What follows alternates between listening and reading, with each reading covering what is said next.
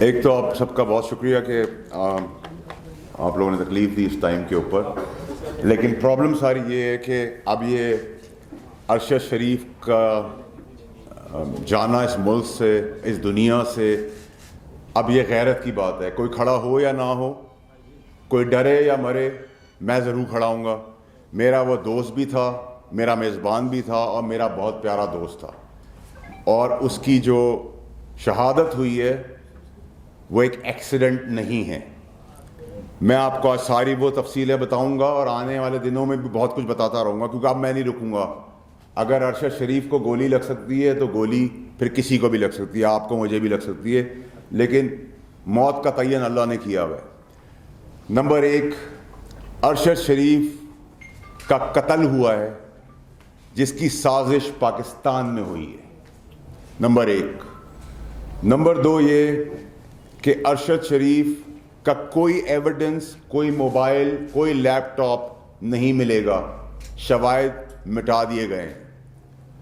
Number تین یہ کہ اس کی تحقیقات کہاں تک پہنچتی ہے، خاص طور پہ ہمارے پاکستان کے سسٹم کے اندر انصاف میں، تو ہمیں پتہ ہی ہے، اور بیرون ملک جس جگہ پہ حادثہ ہوا ہے کینیا میں، وہاں کے حالات پاکستان یا پاکستان سے بدتر ہی ہیں. اس کے بعد کرکس کے اندر یہ کوئی گولی، 20 گولیاں چلیں اور 20 گولیوں میں ارشد شہید ہو گیا، ایسا بھی نہیں ہوا. ارشد شریف کو میرے حساب سے گاڑی کے اندر سے مارا گیا ہے یا بہت کلوز رینج سے مارا گیا ہے. ارشد شریف کو کوئی 8 10 20 گولیاں نہیں لگیں. ارشد شریف کو میرے حساب سے 2 گولیاں لگی ہیں، جو سینے پہ اور سر پہ ہے. اور سینے پہ اور سر پہ لانگ رینج شوٹنگ سے نہیں لگ سکتی، اگر لگتی تو 10 20 لگتی. نمبر ایک. اس کے بعد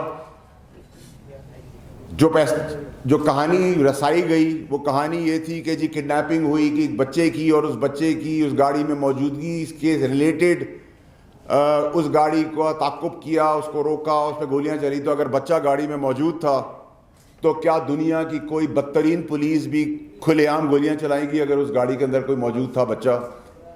آپ ٹائر پہ گولیاں چلاتے، گاڑی پھر بھی نہیں رکتی تو آپ ڈرائیور کو گولی مارتے. لیکن اس گاڑی کے اندر صرف کولڈ پلانڈ بروٹل مرڈر، قتل صرف ارشد شریف کا ہوا ہے، کسی اور کا نہیں ہوا. جو خرم نامی شخص اور وقار نامی شخص آ رہے ہیں، یہ میرا اور آپ کا بس کا کام نہیں ہے، نہ پاکستان میں کسی اور سیاسی شخصیت کا کام ہو کہ وہ کینیا کے شہر میں اس سے 2 گھنٹے دور ایک فارم ہاؤس ارینج کرے، اس فارم ہاؤس میں اس کو چھپائے، اور فارم ہاؤس میں چھپانے کے بعد دنیا میں کسی کو پتہ نہ ہو اور یہ حادثہ پیش آئے. اب میں اس کی تفصیلات میں آ جاتا ہوں کہ ارشد شریف کے ساتھ ہوا کیا ہے. وہ ایک ایماندار، بہادر، نڈر، زبردست انسان تھا، شہید ہے تو آج بھی ہمارے اندر ہے. اور اگر ہم میں کوئی غیرت ہے تو ہمیں اس کے بچے اور فیملی کے ساتھ اسی طرح کھڑا ہونا پڑے گا جیسے آپ اور میں اپنے گھر کے بچوں کے ساتھ کھڑے ہوتے ہیں. اس کی قیمت کیا دینی ہے وہ بھاڑ میں گئی.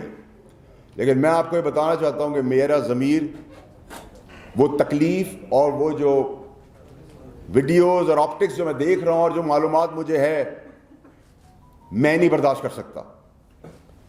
اور میں یہ نہیں کہوں گا کہ میں نے ویڈیو بنا کے نام دے دیے ان لوگوں کے. میں نے ویڈیو بھی بنائی ہے، نام بھی دے دیے ہیں، انٹرنیشنلی بھی دے دیے ہیں، لوکلی بھی دے دیے ہیں. اور مجھے کچھ ہوا اور میں مارا گیا تو اللہ نے مجھے طاقت دی ہے دولت کی، میں ملینز آف ڈالرز خرچ کر چکا ہوں. اگر مجھے کچھ ہوا اور میں مر گیا تو وہ شخصیات جو اس سازش کا حصہ ہیں وہ بھی 3 گھنٹے کے اندر اسی طرح مارے جائیں گے. وہ کتنے بھی بڑے طاقتور لوگ ہوں، ان کو بڑا کلیئر میسج ہے میرا. مجھے گولی لگی اور میں مرا تو 3 سے 5 گھنٹے کے اندر تمہیں بھی گولی لگے گی اور تم بھی مرو گے. اب میں آپ کو بتاتا ہوں کہ یہ کہانی اور یہ سازش شروع کہاں سے ہوئی ہے. یہ ایک سازش اور ٹولہ بنایا گیا ارشد شریف نہ بھاگنے والا آدمی ہے نہ ملک چھوڑنے والا آدمی تھا. ارشد شریف کے اوپر جو ایف آئی آریں کٹی وہ کٹی 15 کٹی یا 16 کٹی, لیکن ارشد شریف نہ اس ملک چھوڑنے کو تیار تھا نہ ملک چھوڑ رہا تھا. وہ بھی وجہ بتاؤں گا کہ میں کیوں یہ سب باتیں کر رہا ہوں. ارشد شریف کو سازشیوں نے ڈرایا, بتایا, مجبور کیا, اور وہ شخصیت ہیں جن کو بلیو کرنا بنتا ہے, اور اس کو یہاں سے نکال دیا گیا. جب نکال دیا گیا تو وہ دبئی پہنچا. جب وہ دبئی پہنچا تو کہا گیا کہ کسی اسٹیبلشمنٹ نے یا کسی نامعلوم ادارے نے دبئی سے نکلوانے کے لیے اس کے اوپر پریشر ڈالا اور دبئی حکومت نے اس کو نکال دیا. یہ بھی بالکل بے بنیاد اور جھوٹی بات ہے. میں اس کے شواہد بھی آپ کو دوں گا. جتنے دن کا ویزا تھا اتنے دن وہ دبئی میں رہا. جب ویزا نہیں ختم ہو گیا تو اس کو وہ دبئی چھوڑنا پڑا. لندن کی ڈائیورژن بتائی گئی کہ وہ لندن چلے گئے ہیں, وہ لندن بھی نہیں گئے تھے.